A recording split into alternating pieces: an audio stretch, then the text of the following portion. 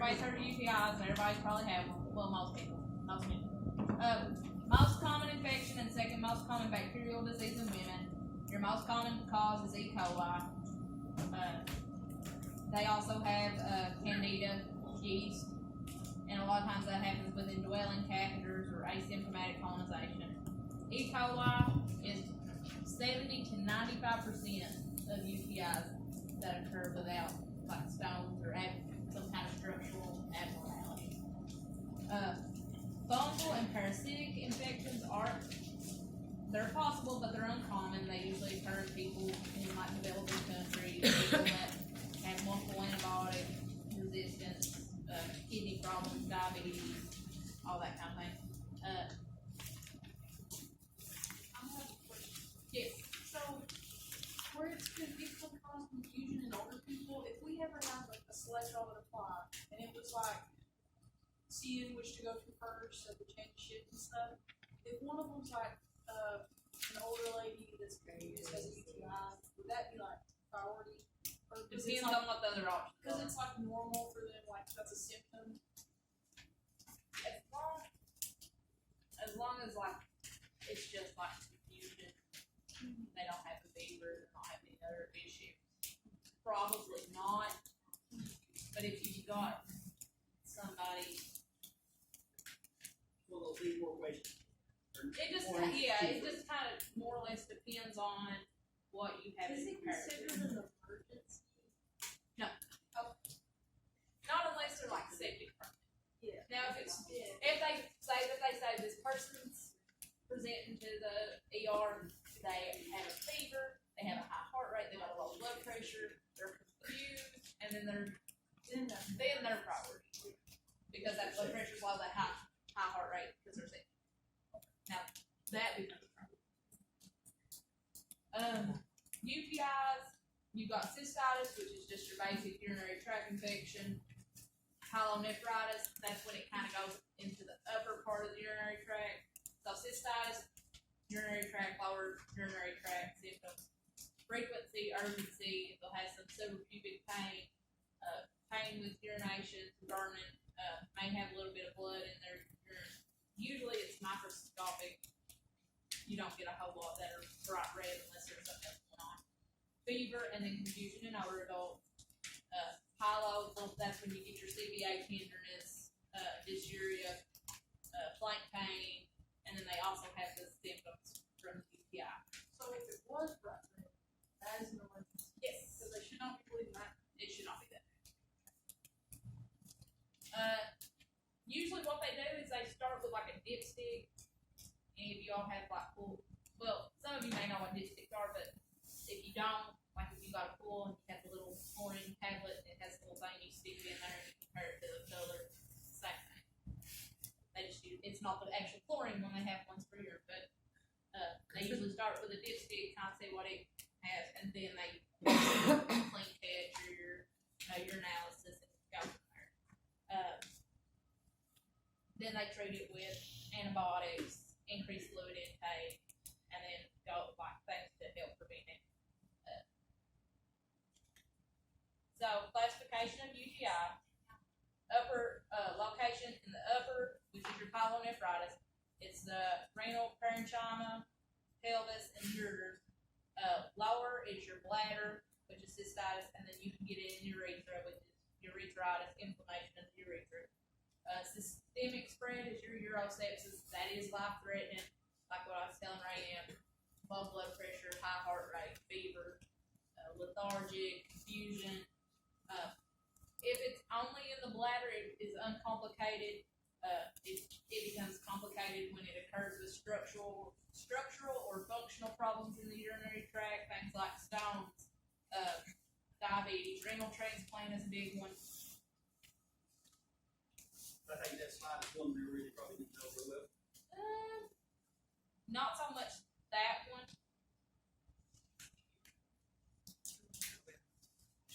I've got my list. I see that.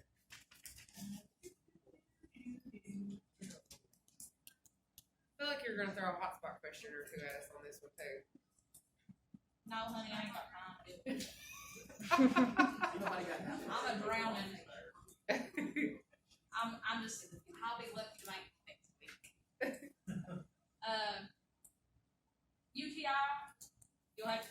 UTI signs, symptoms, prevention, with Kylo, prevention, assessment. So signs and symptoms to assess for prevention. There's kind of that picture there is on page 1025. It just shows you like what's considered upper track, what's considered lower track. I have a question. Yes. You mentioned prevention. Now, Yes. on the shirt hat that we did about the UTIs and stuff, it mentioned like cranberry stuff. Yes. Now, is that going to be an option? Because like this says that it could prevent it, and I've also seen other places that say that's myth. What it does is it affects it like acidity and stuff in your bladder. It helps. It's more not. I don't want to say it prevents it. It more helps with like irritation, that cools down that acidity and that kind of thing. Okay. Some places say it Or I mean, it's more acidic, so it kills it. But you're probably not going to see that. Okay. So don't. That's a matter of opinion. There's not really. Yeah, that's why I was asking. Because some places say work, some places don't. I've heard both.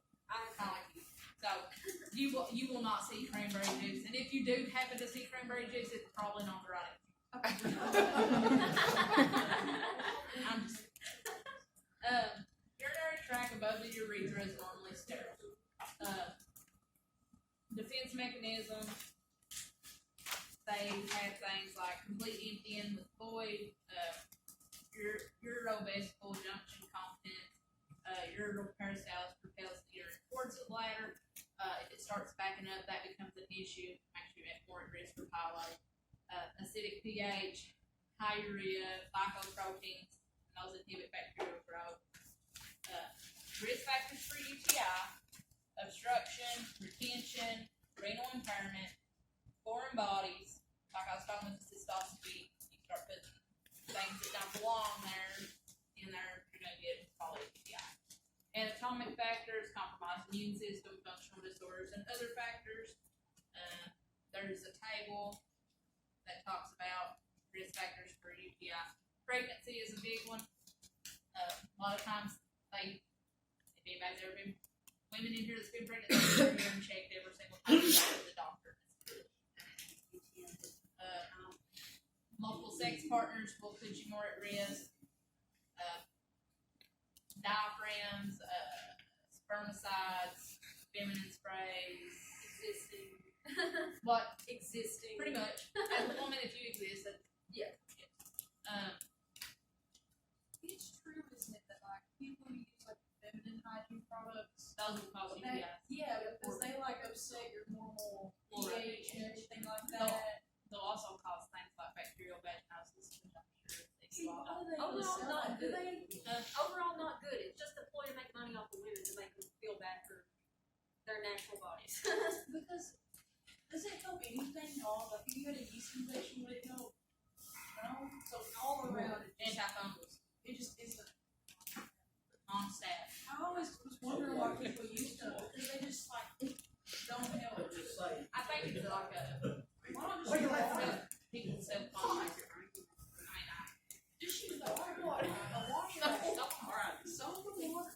A gentle soap. Unscented soap. Unscented Unscented soap and water. no lies. Nothing in it. Organisms from the perineum ascend urethra. That's where you get your E. coli. While your E. coli is bowel movements come from rectum, so then you end up with E. coli UTIs. GI tract is your gram-negative bacilli, which is what you usually get. You can get gram-positive, most times it's gram-negative. Contributing factors, urological instrumentation, sexual intercourse, hematogenous transmission, so they can get bloodborne bacteria that don't end up invading your bladder. UTIs are the most common healthcare associated infection. Because of that, they don't want a lot of catheters. If you do have to put in a catheter, they want it out. They like set these things up. You have to check them every day, like need for them, and then they want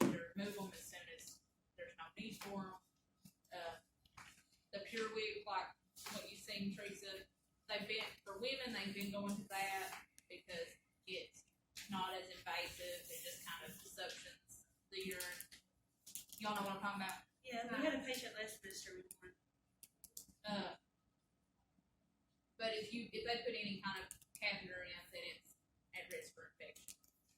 E. coli, Pseudomonas, or your big ones.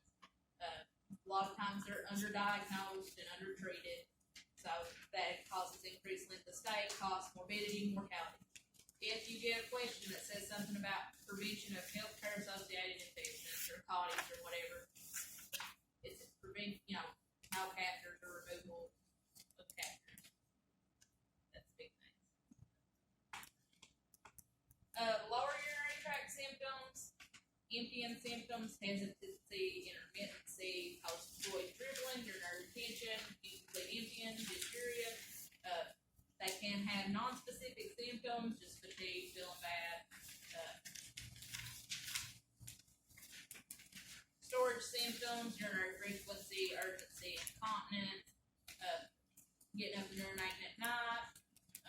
They can have hematuria, or it can be a cloudy appearance. A lot of times it'll have a strong odor too.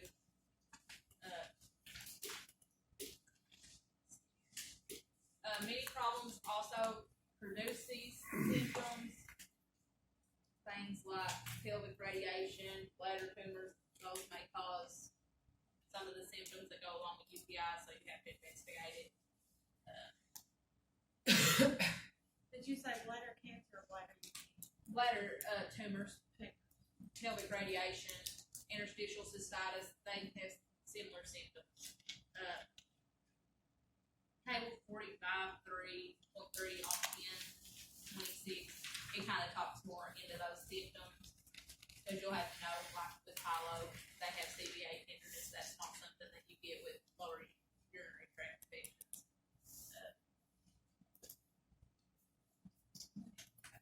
Upper urinary tract symptoms, this is where your flank pain, CVA tenderness, chills, fever. You usually don't get as much of the fever with UTI as you do with pyelonephritis. Older adults, classic manifestations are absent. Non-localized abdominal discomfort, cognitive impairment, they're confused, general deterioration, often afebrile. You get somebody that's normally walkie-talkie from the nursing home, and they come in and they're confused. The first thing they're going to do is hear. They'll do a CT scan, make sure that they ain't had a stroke, and then they'll do it.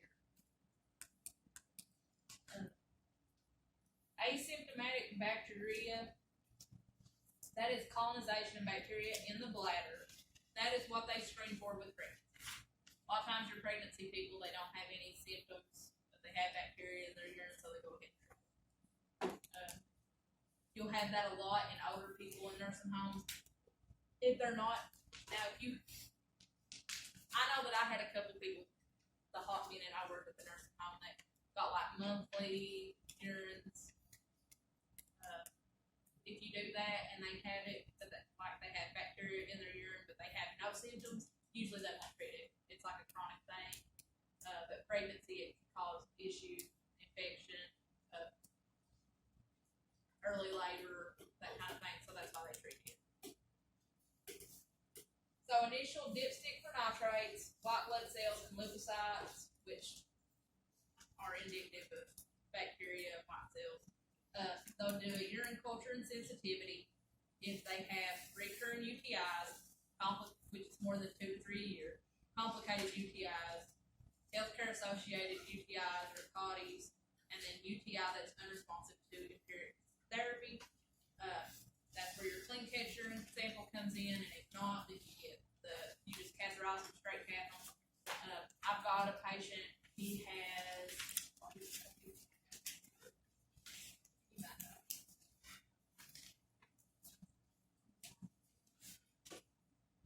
spina bifida. I think he's got spina bifida.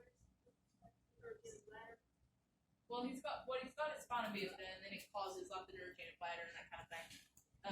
But he keeps a UTI, and at this point, nothing treats it except for IV. My son he always has E. coli. It's greater than 100,000 fever and TBA.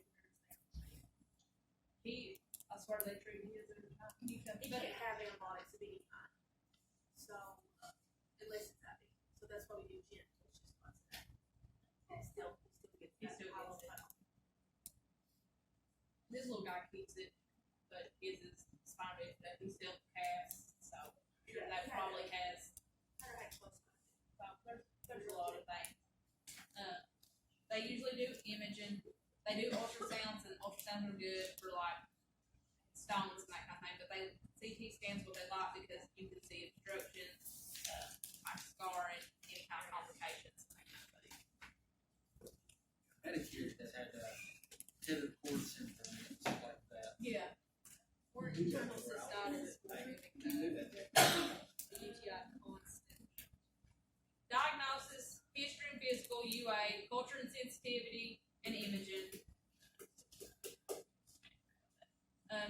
Management, uncomplicated, you just patient teaching, adequate fluids, drug therapy, this that is peridium, the big P, phenopyridine, that is peridium. It does, like I said, it makes your urine orange. Please tell these people. Good Lord, I said one time, and I told her, and she didn't have to listen, and she come back about 12 hours later and said she's pimple. She was not. She had. Also, if I have a patient come into the clinic complaining of dysuria or, urinary symptoms, I always ask them if they have taken azos Yes, over because they do that too. because they will turn their pee covers. And it messes with the results of your urine sensitivity and that kind of thing. So if they do it, they'll still send it, but you're probably not going to get an accurate result.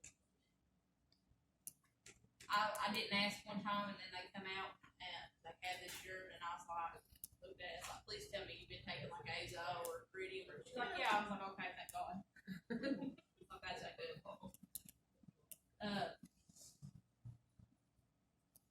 Recurrent UTIs, they do adequate fluids and antibiotics, susceptibility testing, possibility, prophylactic antibiotics. They can use those for recurrent.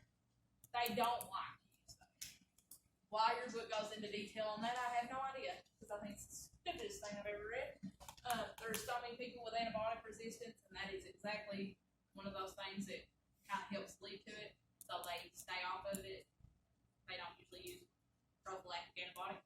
But if by chance that you find something that says something about prophylactic antibiotic, usually they'll either put them on like daily, if it's somebody that gets it a lot, or they'll give it with like triggering things, like a lot of women, they'll end up getting UTIs like after they've had sex or sexual intercourse or whatever, so then they end up giving them antibiotics to take after they have intercourse. That way They always tell you to pee at, don't they?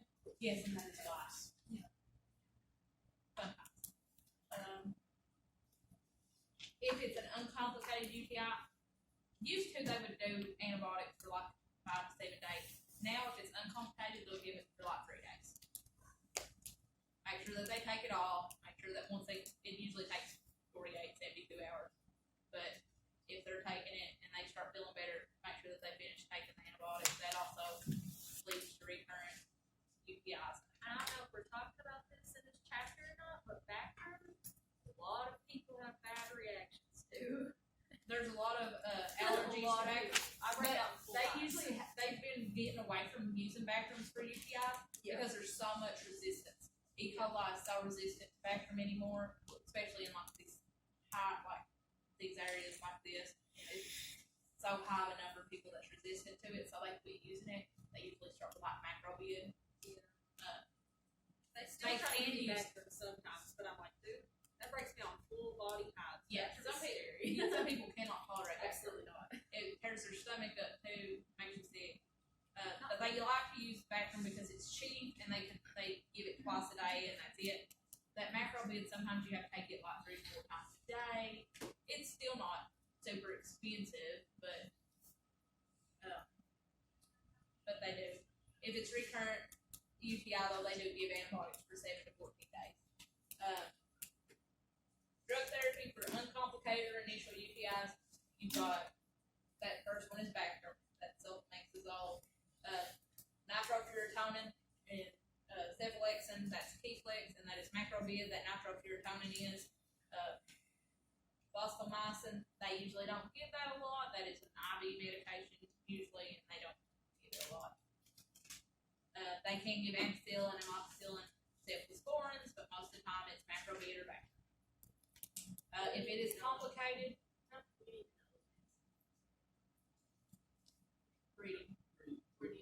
Peridium. That's all right, my bad. That's that last one, right? Oh, I'd say most women in this group. She knows. You hear that? She knows. She knows. Me too, I know every single one of them, generic and brand. Oh, you ready? she's like, I'm gonna need it. Wow. With complicated UTIs, they give fluoroquinolones, which are your Levaquin and your Cipro. Those are your big dog medications. You don't give them unless they're complicated. If you get antibiotic resistance to that, heaven forbid. Another thing about Cipro, which I've taken Cipro multiple times for UTIs before, I did not know this. I don't know how many of these medicines also do that, but I've heard multiple stories of Cipro, like, you can become totally paralyzed from using Cipro. It's Only if very you mix scary. it with Xanaflex. It's very scary. It just scares me. I was gonna say, I don't know anybody that's ever taken Cipro and had any trouble. Me, other but than I've heard it's- scary stories, it's- and I was like, Tear my stomach up. Bad. Oh my god, it makes me sick. Dog. Levaquin does increase your risk of rupturing your Achilles tendon. Achilles. Because my father-in-law took it for like a week and he ruptured both Achilles. Yeah. He couldn't do it. It was awful. With fungal infections, that would be your diflucan, fluconazole. Urinary analgesics, that is your azo or your Peridium. They usually give it for like 2 days. There is a macrobid drug alert that's on page 1027. You don't have to go into that real much. It's kind of like the same things that you always have if they start having chest pain, shortness of breath, rash, go to the doctor. And they can't use it if their creatinine clearance is less than 30. Nursing assessment, subjective data, past health history, that is on page 1027. Previous UTIs, urinary stones, reflux, retention or ejaculation bladder, pregnancy, BPH, bladder cancer, sexually transmitted infections, medications like antibiotics, antispasmodics, surgeries, recent urologic instrumentation, catheterization, cystoscopy, functional health patterns. Do they have low pain, over pubic pain, bladder spasm, urinary frequency, hesitancy, urinary hygiene practices, nausea, vomiting, anorexia, chills, fever, multiple sex partners, use of spermicidal agents, contraceptive, diaphragm, make sure that if they're being treated for like UTIs, pilo, that kind of thing, they lay off the diaphragm for about 7 days or something that week.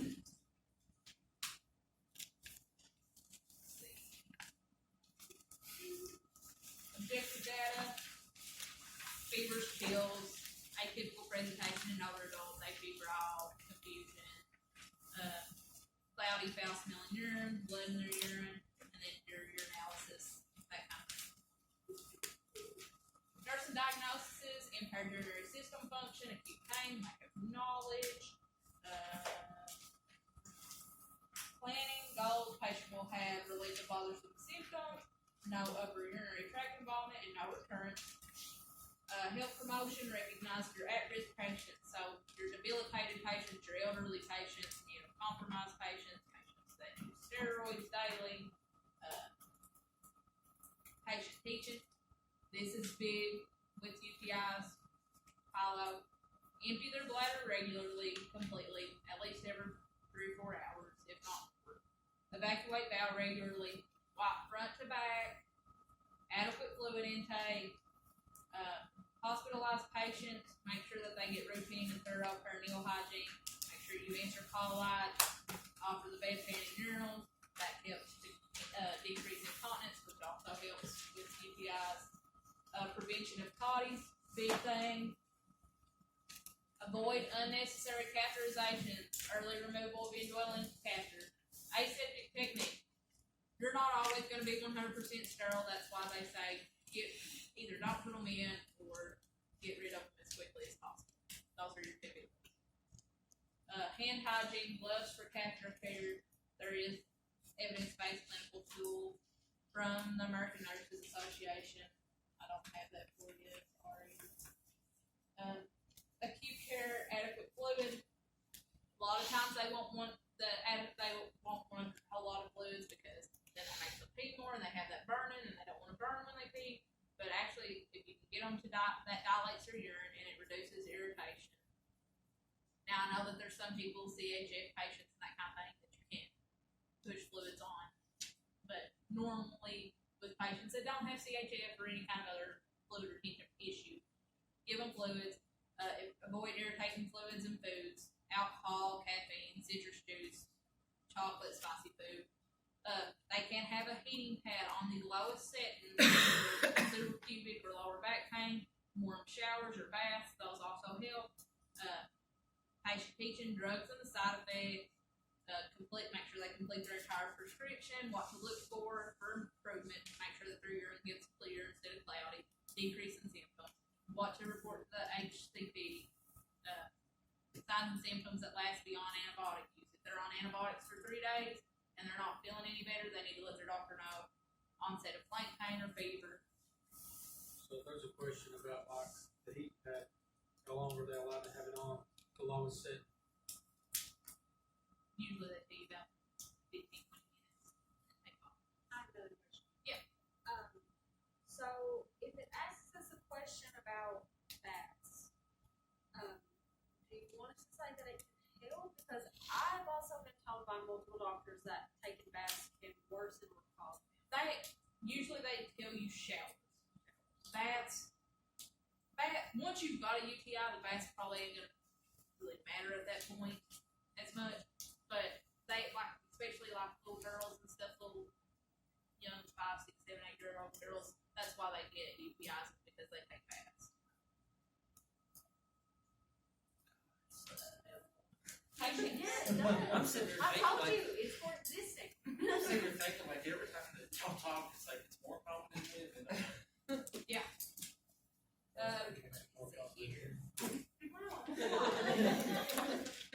just saying.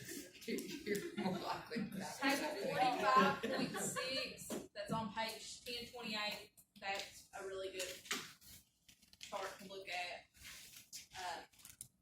Make sure that they take microbials as ordered. Adequate fluid intake, void regularly, before and after intercourse. Stop using a diaphragm temporarily, and then follow-up care. A lot of your recurrent UTIs, they'll show up about a week to 2 weeks after. So if they start having symptoms that quick, make sure that comes back. Expected outcomes: the patient will have normal urinary elimination patterns, report relief of bothersome urinary tract symptoms, state knowledge of the treatment plan. Acute pyelonephritis, etiology and pathophysiology is inflammation of the renal parenchyma and collecting systems. Most common is bacteria, E. coli, Proteus, Klebsiella, Enterobacter from the intestinal tract. E. coli is your big one. They can have fungal, protozoal, or viruses. Urosepsis is a systemic infection from a urologic source. It will lead to shock if it's not treated promptly. There's your acute pyelonephritis. If you look at those little white areas, that's inflammation. Some of those have little raised areas, those are abscesses. It is initial colonization and infection of the lower urinary tract from the urethra, and it usually just goes up higher. Pre-existing factors that may contribute is vesicourinary reflux, so the urine moves from the lower to the upper urinary tract, or dysfunction of the lower urinary tract, obstruction, stricture, stones. BPH is another one. CODI with long-term care residents, pregnancy-induced changes, and then it starts in the renal medulla and spreads to the renal cortex. Classic signs and symptoms of pyelonephritis: fever, chills, nausea, vomiting, malaise, flank pain. They will have like frequency, urgency, dysuria, CVA tenderness with pyelonephritis. So they do not, you generally don't have flank pain with the UTI, right? They might have some like suprapubic pain, but no flank pain. Diagnostic studies, your analysis of high urea, white blood cells. They'll have white blood cell casts. That's the difference. Your UTIs do not, cystitis do not have white blood cell casts, only pylon. Can you explain a little bit more about the cast? Because I didn't really get that in the book. The cast, there's not really, they just show up more with like, the only time they look for casts is usually urinary issues like pylo. It's like smaller white blood cells that are trying to like generate, try to help fight the infection. Does that make sense? I know that sounds probably stupid, but if they're trying to make more and they're like baby white blood cells. Urine cultures and sensitivity, blood cultures, decreased kidney function test, ultrasound, CT scan. Like I said earlier, they like CT scans. They can see any kind of renal scarring and that kind of thing. Your CBA tenderness is usually on the side of like whichever kidney that it's caused from. Your like pylo, if it's on the right side, your CBA tenderness is usually on the right side. Mild symptoms, it is usually treated outpatient or short inpatient. What they'll do is they'll give them fluids, NSAIDs, follow-up cultures and imaging, antibiotics, oral for 7 to 14 days, and then if they're short inpatient, they'll get IV medications, and then they'll be switched to oral for 14 to 21 days. It is sensitivity guided, so they'll do culture and sensitivity and see what antibiotic treats it the best. Usually they don't get admitted inpatient unless it's a severe infection with complications or they have like nausea, vomiting that has led to dehydration and they need the fluids. Severe symptoms, those people will get IV fluids until oral fluids are tolerated, and then they'll get a combination of parenteral antibiotics, and then symptoms should resolve in 48 to 72 hours after the start of treatment. Relapses are within 6 weeks of antibiotics. Recurrent, they give relapses, they give 6 weeks of antibiotics, I'm sorry. Recurrent, they give prophylactic antibiotics. Like I said, they don't like to give them, but they will. And then neurosepsis, monitor for and treat septic shock to prevent irreversible damage or death. Monitor their vital signs, look and see signs of shock, high heart rate, low blood pressure, fever. This stuff's really sick.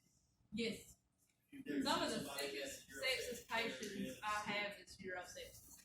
that's bad. Now they're not super common. Like I don't have most of your people that come in with sepsis, it's usually from like pneumonia or Yeah. But something. the ones that I've seen that have been uroseptic, Yeah, they're sick as they're crap. sick as fuck. Some of the sickest people I've ever seen. They're sick. Nursing assessment for pylo is the same as it is for UTI, like we talked about. It was on page 27. My bad. 27. It's all the same. If you know that box, you know pretty much the same thing. Go back, I didn't hear. 1027. The subjective data, objective data, all that's the same for cystitis and pylo. Nursing diagnosis, pretty much the same: impaired urinary system function, acute pain, lack of knowledge. Your goals: the patient will have normal renal function, normal body temperature, no complications, relief of pain, and no recurrence of symptoms. Health promotion and maintenance. Similar to UTIs, early treatment of UTIs will help to prevent it from ascending up into the upper part. Regular medical care with structural abnormalities. If they have some kind of strictures or that kind of thing, they need to have regular follow-up care. Teach the disease process, take medications as prescribed, follow-up care, signs and symptoms of relapse or recurrence, adequate fluid intake, usually 8 glasses of water a day, rest.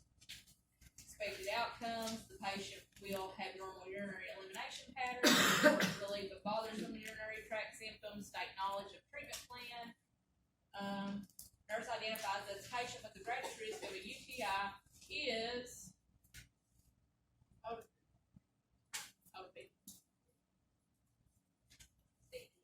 72-year-old woman.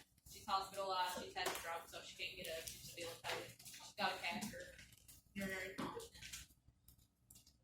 I was looking at my book, I didn't know you had to She didn't look that way. She, No, I mean, she wasn't wrong. It was No, a she was 72-year-old. Chronic pyelo, kidneys are inflamed because of the scarring that's leading to loss of renal function. It usually results from anatomic abnormalities or recurrent infections of the upper urinary tract. They do diagnose it with radiologic imaging and biopsy. The biopsy will show loss of function in nephrons and then fibrosis. Treat infection and underlying contributing factors, prevent progression to end-stage renal disease. We'll talk about chronic kidney disease as we go on, and then you'll just see the nursing and interprofessional management for that. Urethritis, we're about to this as far as I can go. Inflammation of the urethra due to bacterial or viral infection. Trichomonas or monilla is most common in women. Funny trick story. all you nurses have got a funny trick story. You wouldn't believe some of them idiots that I've taken care of. So this girl comes in. I've seen her 1,000 times. It's always a UTI. It's always something. Crazy girl. But she comes in and she peed in a cup or whatever, and I hadn't seen her in a couple days. She's pretty well frequenter of the emergency department at the Kentucky Medical Center. So she goes into the bathroom, brings that urine out, and I take it over to the lab, and I come back, and she's in a hurry. She wants to leave and all that stuff. And she comes up to the desk, and she hollers as loud as she can, "Did my urine have trick in it? Because it did the last time." I don't think that's something I would want the whole entire yard to know. But apparently, old girl didn't care, or she was just too dumb to know. She didn't frequent the South Jackson Bridge, did she? She frequented quite a few bridges. I think the one in Lee County. Lee County, She hits the one in South Jackson. only people in Brady County get that one, I'm sure. I'll tell you, no lie. Like, that girl will probably come in on every ambulance from every surrounding county that I've ever seen in my life. They'll call in and they'll say 20-something-year-old, and I'm like, Hey, that's what they're. she was in Owsley County just last week. Brought her in. You know, Jamie Spicer. I swear. Lord, I like killed that sometimes. He'll call and he'll say, which Jamie's been in a car accident and he's not a medic right now. I don't know if he'll ever be able to, but he used to call and he'd say, "Miss Courtney, I'm bringing you a present," and I'm like, "Take it back." Like, before, if you say I'm bringing you a present, just take it back. Take it back with you as you go. And then he always brings, I swear, he'll always bring me some of the craziest stuff. There was one lady that used to come in with chest pain all the time, but she would go and sit at the ambulance service in Wolf County because Jamie would give her money and feed her. And then when he told her she'd have to go home, she'd say she had chest pain, so she couldn't spend time with us. And then he'd say, "I'm bringing you Thelma." And I'd say, "Lord, can't you take Thelma back home?" That's my favorite thing about patients like working. I work Now, she was the administration. nicest patient. I never had no trouble with her, but Lord. Oh yeah, but they'll be sitting out there. If they've been sitting out in the lobby a little bit too long, they've been sitting out there about 25, 30 They always minutes. have chest pain. They'll come up. "I've not had a chest pain." Always. Always take I it even did. seriously, but are really. really? All of It's my always the same patients, ones. if they sit in the weight room too long, they have chest pain. If they're arrested by the police, they have chest pain. And then when you go to discharge them, they want to kill themselves. We did get, I do know of a 911 call came out. For medical center with a patient, they been off the head. True story. I was telling them about I got a call from JPD one time. They said, "We got a call from somebody over there," and they said that they're being held against their will. And I was like, "What are you talking about?" And apparently, it was some little nursing home patient. And she didn't walk up. She didn't know where she was at. She was confused, and the only number she could think to call was 911. So then they transferred. So then the law calls us, and they're like, "What's going on out there?" in the ER, and they were legit HRT, like 170s, 180s. Yeah. And I'm pretty sure it was like, I think it was Elvis called, and he was like, what are you all doing over there? And I was like, "What are you talking about?" I got in a situation like that. We had one come from Leslie County High Hand, and they called 911, and the state troopers come. It's like you're holding him against the wheel. Huh?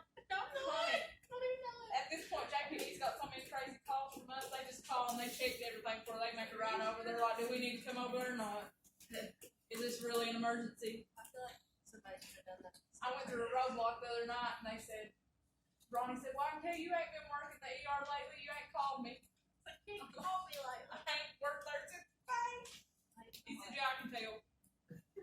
You're happy person. I'm one of those people, I don't tolerate it in the ER, they start acting full. I'm like, you can either leave or you can go to jail. I'll get you a ride somewhere, but you ain't staying. Don't have to go home, but you can't stay here. My favorite thing to do. Let's see here. So treat Manila. That Manila is a fungal infection. It is treated with diflucan, antifungal medication, whichever one. If you happen to see that again, fungal antifungals. Chlamydia, gonorrhea in men is a big one. Males, sexually transmitted, they'll have discharge, and if it's gonococcal urethritis, it's purulent discharge. Dysuria, urgency, frequency. Females are difficult to diagnose because they may not have that discharge. Treatment, antimicrobials and sitz bath. Teach them to avoid vaginal strays, perineal hygiene, no sex for 7 days, contact the partners that they've had in the last 60 days.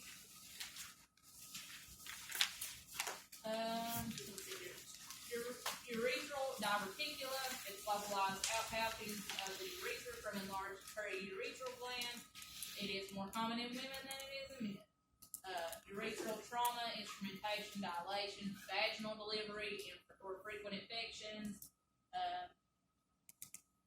Symptoms, dysuria, post-void dribbling, frequency, urgency, suprapubic discomfort, incomplete bladder emptying, incontinence, or asymptomatic women. Those may have some hematuria, cloudy urine, vaginal wall mass with purulent discharge on examination, diagnosis, ultrasound or MRI. They can do void and cystoscopy, urethroskopy. Treatment, transvaginal diverticulectomy, marsupialization, which is a permanent opening of the sac into the vagina, and urethroskopic surgical excision. Complications that can